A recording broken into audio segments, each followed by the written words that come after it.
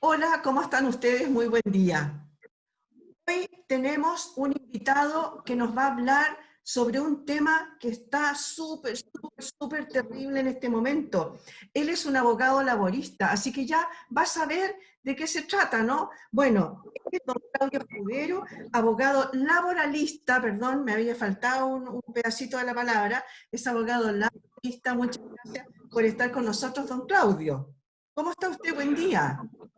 Buenos días, Miriam. En primer lugar, muchas gracias a ti por invitarme a tu programa. Encantado de participar y poder atender las preguntas que surjan en relación al tema del empleo, que está bastante en boga, digamos. En este momento es muy terrible lo que está pasando en realidad, y por eso justamente queremos conversar contigo, porque, a ver, ¿nos puedes dar una pincelada general acerca de qué es lo que está pasando en este momento en el empleo? Mira, la situación del empleo ya venía golpeada por el estallido social del 18 de octubre y recibió como su golpe de gracia a raíz de esta pandemia, y en realidad es un problema grave. Te diría que un poco menos grave que el virus en sí, porque detrás del desempleo no solo hay personas, hay familias, hay alimentación, hay educación, hay servicios básicos. Entonces, el tema del empleo y tratar de resguardarlo y incentivarlo y mantenerlo es un problema que es de la mayor importancia, más aún en estas circunstancias. Entonces, ese es el escenario que hoy día enfrenta nuestro país. Ahora, las cifras de desempleo en realidad en este momento son caóticas y dicen que van a subir, seguir subiendo, ¿no? Hay muchas empresas que supusieron que esto iba a durar 1 o 2 meses y a lo mejor estiraron el chicle lo más que se pudo, pero viendo que ya no duró 2 o 3 meses, que va a ser bastante más, y hay empresas que en realidad ya se les hace insostenible el tema. ¿Cómo ves tú estos como salvavidas que se han tirado hoy día, ya sea a las empresas, a las pymes, incluso a los mismos empleados? Mira, a ver, tal como tú dices, efectivamente las empresas pasan hoy día una situación particularmente delicada, sobre todo las pymes, que en definitiva no están dentro de aquellas empresas que prestan servicios esenciales y por ende pueden seguir funcionando. Entonces, el escenario que ellos enfrentan es delicado y desgraciadamente yo creo que vamos a ver gran buena parte de esas empresas que pueden quebrar, incluso dejando en la calle a muchos empleados y trabajadores. Ahora, fíjate que vi hace muy poco una noticia de una persona que estuvo en el hospital, estuvo con COVID-19, que después que le dieron el alta, estuvo en una residencia sanitaria haciendo la última parte post, y resulta que el día que la dieron de alta, ese mismo día la desvincularon de su empresa. Y ahora la noticia salía en realidad porque ahora no tenía cómo pagar la cuenta. ¿Puede hacer eso? A ver, lo que ocurre es lo siguiente. En las actuales circunstancias, no podría el empleador, por ejemplo, utilizar como causal de despido el caso fortuito o fuerza mayor en virtud del COVID. O sea, eso es lo primero. Porque Ya, si pudiera utilizar esa causal, ¿cuál es el efecto? No paga indemnización. Entonces, pero en las actuales circunstancias, esa causal en particular no se puede utilizar por disposición legal, ¿ya? Eso perfecto. es lo primero. Ahora, habría que ver por qué causal fue despedido esta persona y además saber dónde trabajaba, si trabajaba en una empresa esencial o en una empresa que estaba obligada a paralizar su funcionamiento en virtud de las medidas sanitarias. Si trabajaba digamos, en una empresa esencial, podría haber sido despedido por, por necesidades de la empresa, pero respecto de aquellos trabajadores que no fueran esenciales para esa labor. Por otro lado, sí también podría haber sido despedido, por ejemplo, si su contrato era a plazo fijo y se vencía el plazo, o Ujú. era por obra o faena y se culminó la obra o faena, etcétera. Pero justamente para evitar esos despidos es que se dictó la Ley de Protección del Empleo, la Ley 21.227, que busca de alguna manera tenderle una mano al empleador y al trabajador para evitar estos despidos masivos. Entonces, esta ley creó tres figuras. Una, la suspensión temporal del empleo por acto de autoridad. Segundo lugar, el pacto de suspensión temporal del empleo de común acuerdo. Y en tercer lugar, el pacto de reducción de jornada de trabajo de común acuerdo.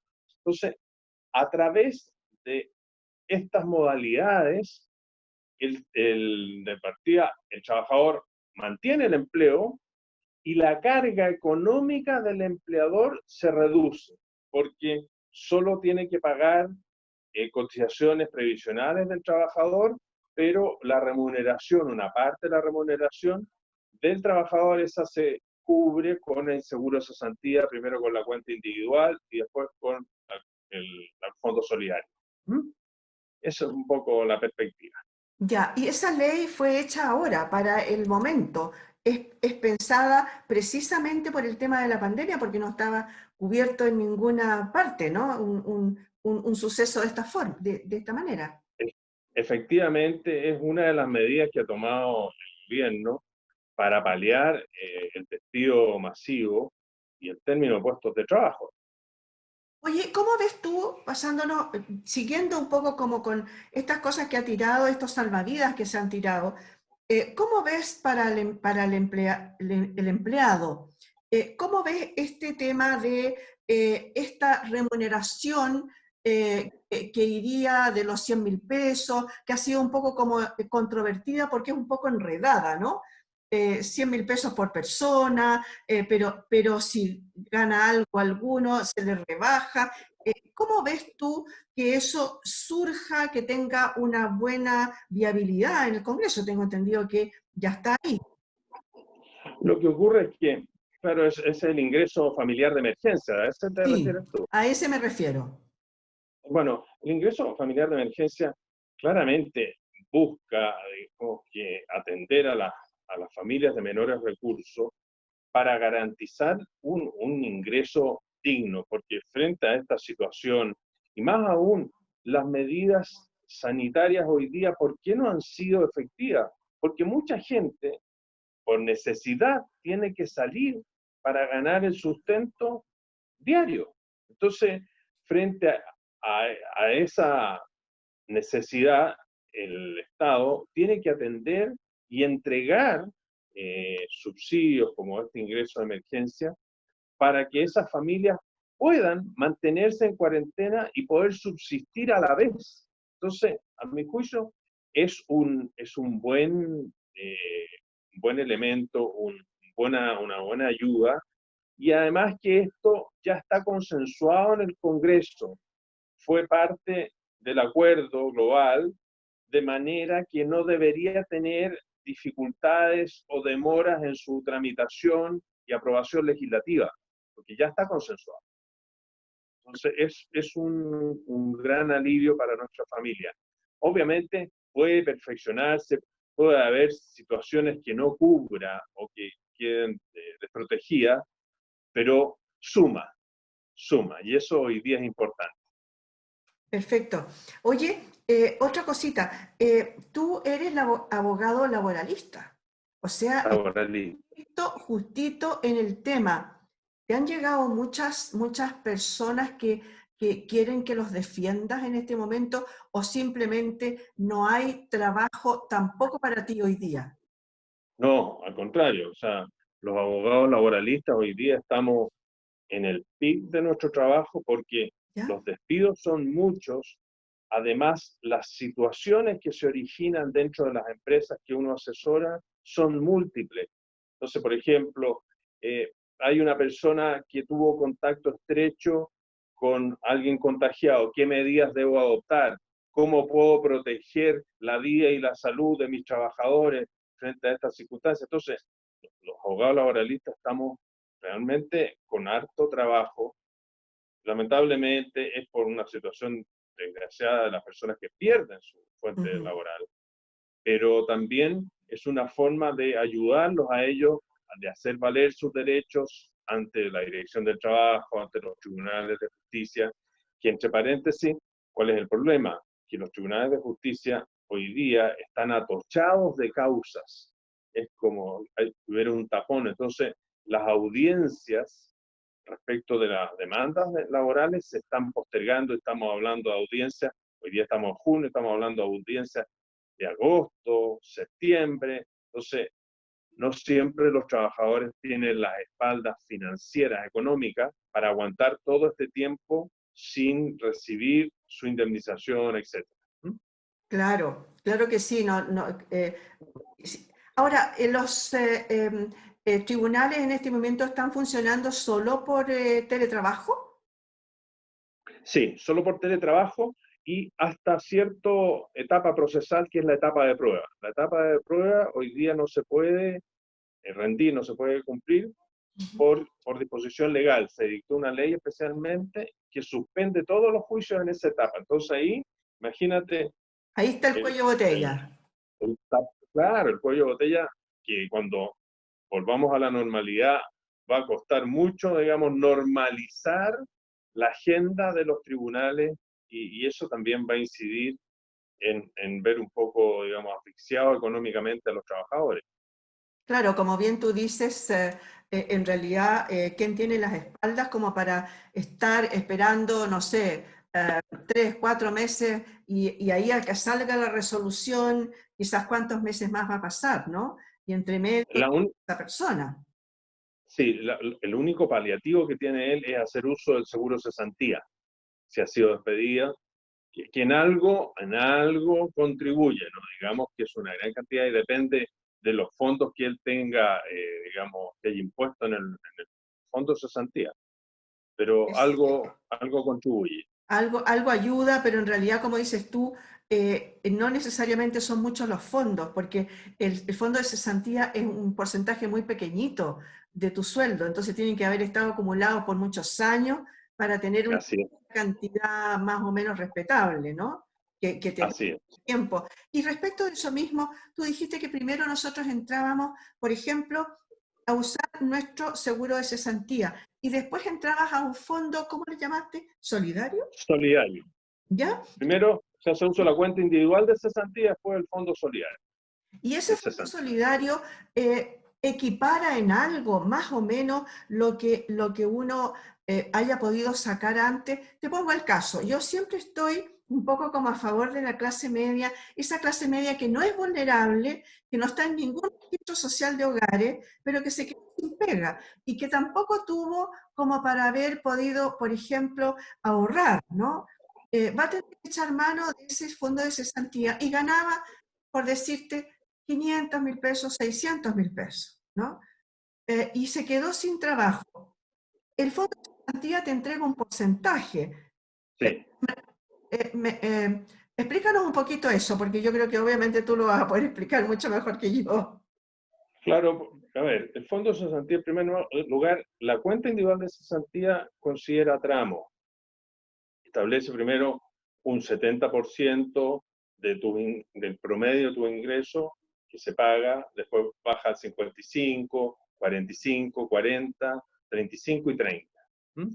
Después, si se agotan tu cuenta individual de cesantía o no tienes fondos en esa cuenta o son insuficientes, entra a tallar el fondo solidario, que ahí ya los montos son menores. Entonces estamos hablando de 55, un 45. Entonces, realmente, tal como tú dices, no se equipara a la remuneración que tú tenías en, ¿cómo se llama?, en tu ejercicio activo, Ujú. pero sí es un porcentaje que te permite unos 4 meses, 5 meses, tener algún ingreso, porque es mejor tener 70 o incluso llegar al 30% de lo que tú ganas que no recibir nada. Entonces, ese es el punto. Y por eso también es tan importante la ley de protección del empleo, porque las empresas que se acogen a esa modalidad, Ujú. los trabajadores hacen uso del seguro de cesantía, pero hacen uso de ese seguro relacionado con los recursos adicionales que inyectó el Estado. Entonces, no hacen uso del seguro de cesantía propiamente tal cuando queda cesante. Ese le Ya. queda aún como resguardo. Eso es lo bueno. ¿Mm? Perfecto. Eso es súper importante recalcarlo porque justamente era lo que yo te iba a preguntar ahora. ¿Y qué pasa si después de eso yo usé todo mi fondo de cesantía, estoy en el solidario ahora y resulta que después ya me cesaron definitivamente, me quedé sin fondo de cesantía?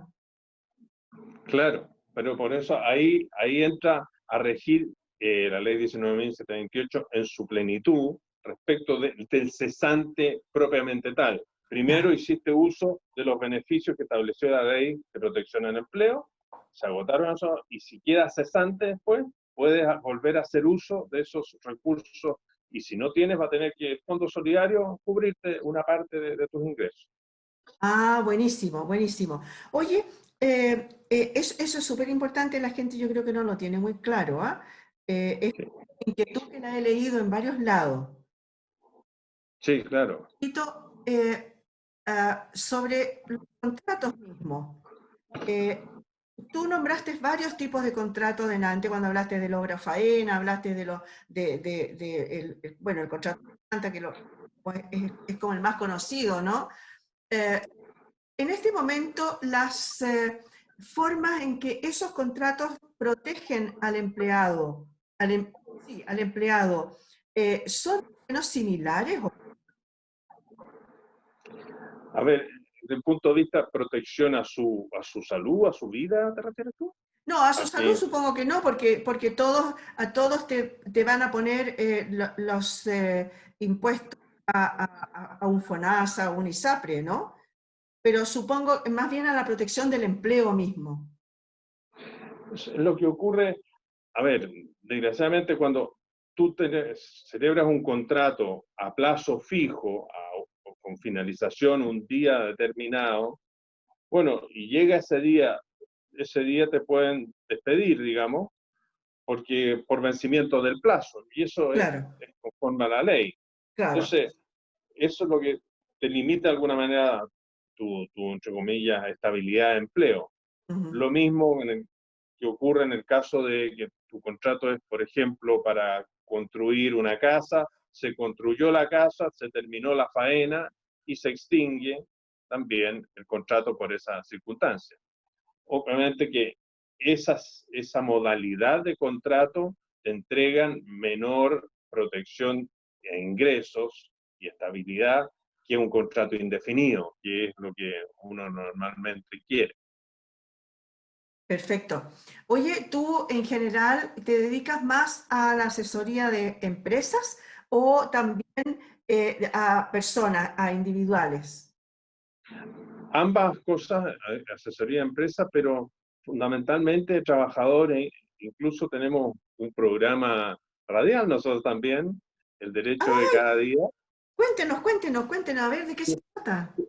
Tenemos un programa radial todos los martes de 5 a 6 de la tarde en Radio Hoy, que se llama El Derecho de Cada Día, y que ¿Ya? ahí, un programa en vivo, y en ese programa atendemos consultas de trabajadores, y en el fondo tratamos de hacer el derecho, y especialmente el derecho laboral, en lo que a mí me corresponde, Ujú, hacerlo más simple, más entendible, más cercano a las personas, que es tan ario y tan complejo a veces de entender para cualquier ciudadano. ujú. Así que, pero normalmente asesoramos también a trabajadores y a empresas, ¿no? En ese sentido, la legalidad y la justicia puede estar de parte de ambos lados, no más de uno o de otro. Sí, a pesar de que siempre se dice que por ejemplo, la inspección del trabajo siempre está a favor del más débil, ¿no?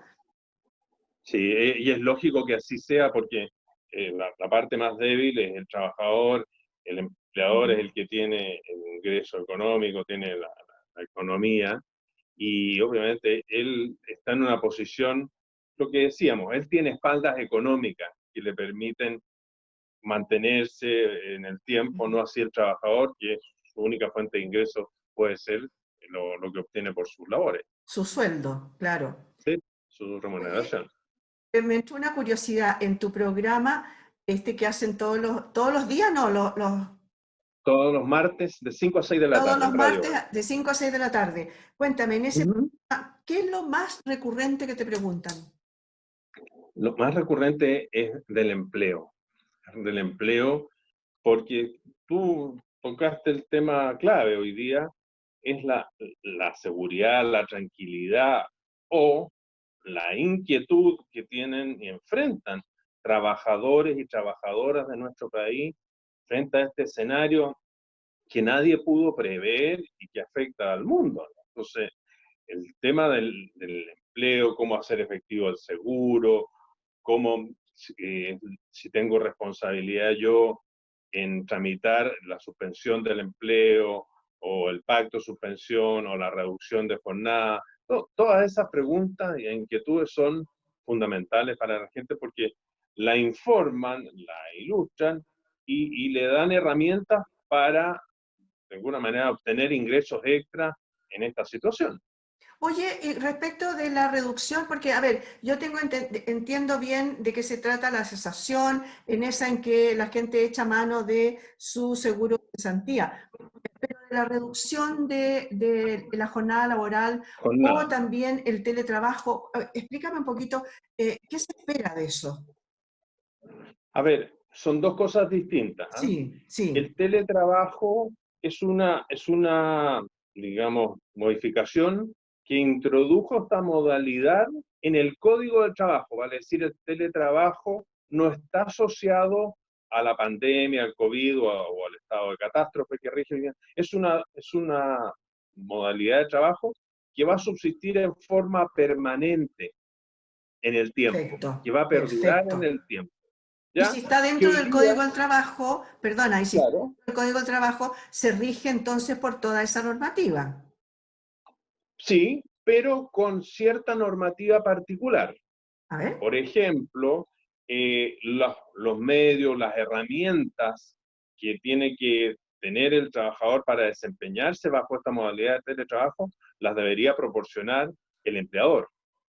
perfecto. Entonces, después hay distintas formas, por ejemplo, el empleador y trabajador podrían convenir no quedar sujeto a un horario de trabajo, de teletrabajo, y en ese caso hay un derecho que es muy novedoso, que es un derecho de desconexión, que son 12 horas en el día que no puede, digamos, el empleador establecer conexión, solicitarle trabajo a ese trabajador para que descanse.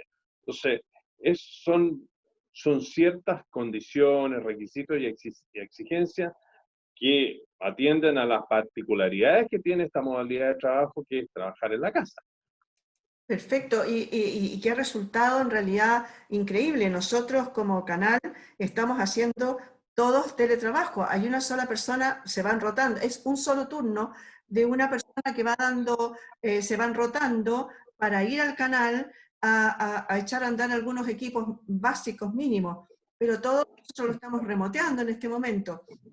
Entonces, resulta que nos dimos cuenta que en realidad tanto la permanencia, el asistir a un lugar específico de trabajo, no necesariamente es importante, ¿no? O sea, es importante porque formamos parte de un grupo, pero perfectamente bien, a lo mejor por semanas, la gente podría mantenerse en esto. Sí, bueno, y relacionado con tu pregunta, la reducción de jornada laboral apunta precisamente a eso. O sea, en primer lugar, eh, una de las medidas que incluso sugiere la autoridad sanitaria es establecer lo que tú señalabas, el trabajo por turno. Entonces, reducir la jornada laboral presencial y poder reemplazarla por teletrabajo o definitivamente reducirla, de manera que la gente no se agrupe en sus lugares de trabajo, disminuir las opciones de contagio, etcétera. Entonces, esa modalidad de reducción de jornada laboral es muy buena, incluso puede operar en aquellas empresas que son esenciales y que no pueden paralizar sus actividades. ¿Y en qué consiste?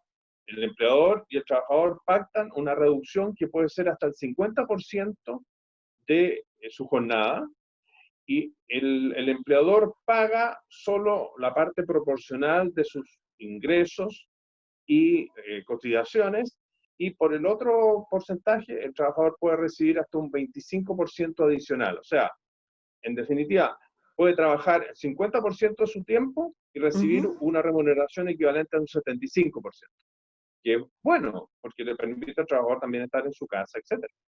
Perfecto, pero a ver, explícame bien una cosita. Voy a poner una cifra redonda, 1.000.000 de pesos. Le pagan 500.000 pesos y esos otros 250.000, ¿de dónde salen? Del fondo de cesantía. Ya. O sea que en realidad la empresa debería acogerse a ese, A esta modalidad debería pactarlo con el trabajador, eso se pacta, ya, perfecto, conviene. perfecto. Ya, me quedó clarísimo. Eh, una última cosita para que vayamos cerrando.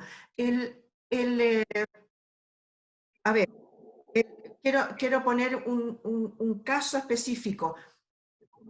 Una, una pyme, por ejemplo, que hoy día está funcionando pocos empleados, pero esos pocos empleados a veces que no está bien formalizado, y por lo tanto hay gente que dice, no, o sea, no me pague las seguros de Cotizaciones. salud o de cotizaciones, o pero la boleta, o no me dé la boleta y me paga el 10% más, porque prefiere tener más plata en el bolsillo. ¿Cuál es en este momento está funcionando esa gente que no tiene ni seguro de cesantía ni tiene nada de qué echar mano? Lo que ocurre, mira, tocaste un punto que es muy importante. El contrato de trabajo, que eso es un aspecto que hay que aclararle a la gente, se perfecciona por el acuerdo de las partes. Un acuerdo que puede ser verbal. Sí, para efectos de probar los requisitos, las condiciones pactadas, se firma por escrito.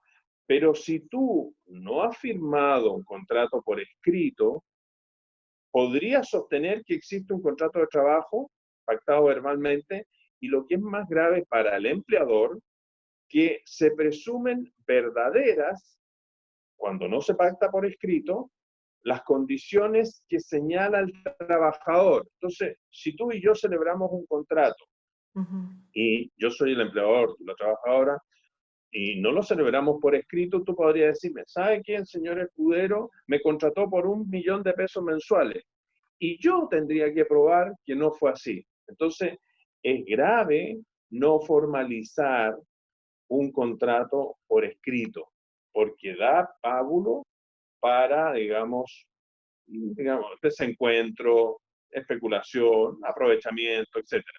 Pero es Claro. obligación del empleador reducirlo por escrito.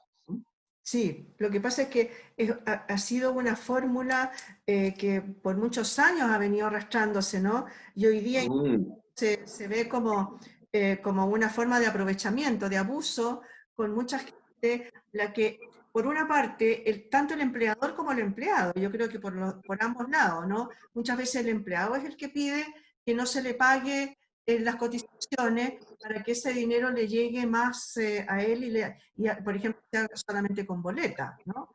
O incluso hay algunos que ni siquiera por boleta, trabajan en el día y por el día trabajan por 15 lucas y al final del día le pagan las 15 lucas y chao, ¿no? sí. Eso. Pero, por ejemplo, te voy a dar un ejemplo para aclararlo. Imagínate que yo estoy contratado en horario con boleta, pero ¿Sí? debo ir todos los días a la empresa, marcar tarjeta, tengo un jefe directo. Más allá, eso es lo que se llama la teoría del escurrimiento del velo, que en definitiva, más allá de lo que diga mi contrato, que podría ser de prestación de servicios honorario, si se cumplen todas las condiciones de subordinación y dependencia, prevalece lo que opera en la realidad, Ya. la primacía de la realidad. Prima que en definitiva, yo, más allá de que te esté dando una boleta honorario, yo tengo relación de subordinación y dependencia, y eso acredita la existencia de un contrato de trabajo. Perfecto.